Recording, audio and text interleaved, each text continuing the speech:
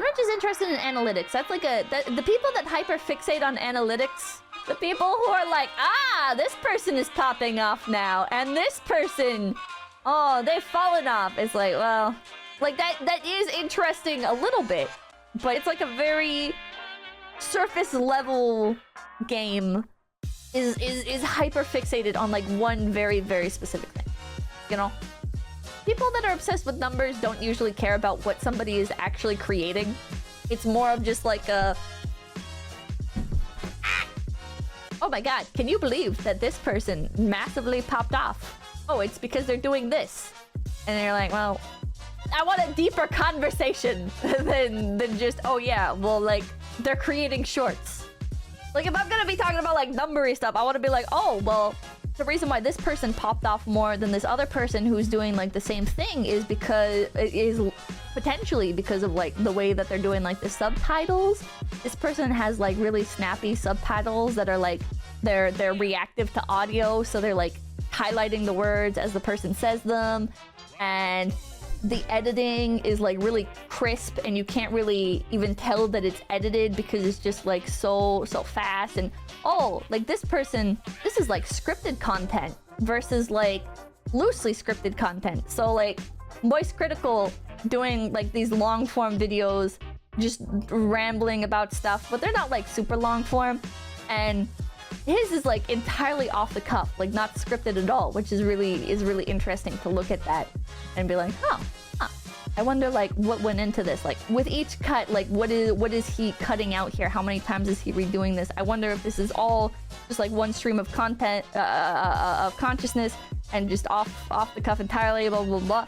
And then like looking at his streams and being like, oh well, you know, like with his videos, it probably is like he's doing multiple takes and then cutting out the ones that just don't roll off the tongue as well. Because like in his streams, he's a lot more chill, doesn't really say as much. It's very interesting to see. And then you have like the hyper edited content, you know? It's all very scripted out. It's all very precisely made. It's interesting.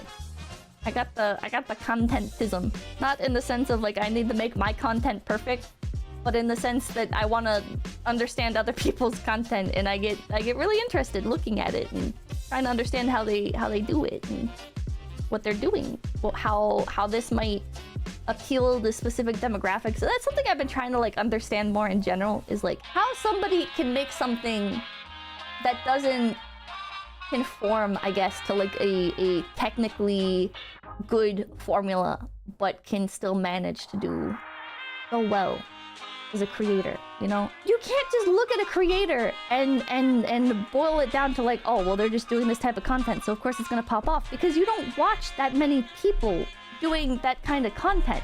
I get annoyed when people are like, oh, it's just React content, so that's why he pops off. Because it's like, well, by that logic, you would have a million other people doing the same exact thing and popping off.